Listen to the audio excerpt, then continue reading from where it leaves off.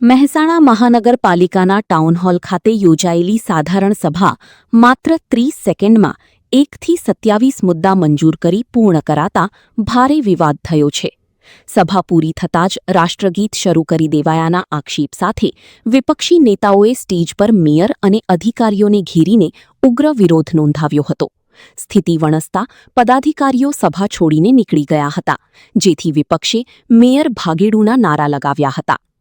Mahesh Goswami, public power news, Mehsana. Road, light, gutter, વરસાદી પાણીના નિકાલની એ પ્રશ્નો માટે ચર્ચા કરવાની હતી. આટલી મોટી બહુમતી હોવા છતાં મેયર અને એમના સભ્યો જો આ મંચ અને આ નગરપાલિકાનું બોર્ડ છોડીને ભાગી જતા હોય તો આ નામોશી છે.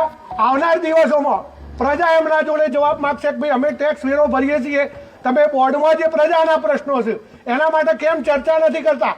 અહીં બેસીને મેયરશ્રીએ જે ચર્ચા કરતા હતા, તમે આપ સૌ ઉપસ્થિત હતા, બધી બહુ મોટી સુફિયાની વાતો કરી કે આપણે શહેરમાં વિકાસ કરવો છે, આમ કરવું છે, અને તરત જ એવું કહેવામાં આવે કે બધા મુદ્દા મંજૂર છે, ચલો સભા પૂર્ણ થઈ ગઈ. તમે ચર્ચાથી ડરો છો, એનો મતલબ કે તમે ભ્રષ્ટાચારી છો, તમે ભ્રષ્ટાચારમાં બધા સામેલ છો અને પ્રજાની વાત તમારે સાંભળવી નથી. એટલે એન કેન પ્રકારે તમે બોર્ડ ચાલવા દેતા નથી.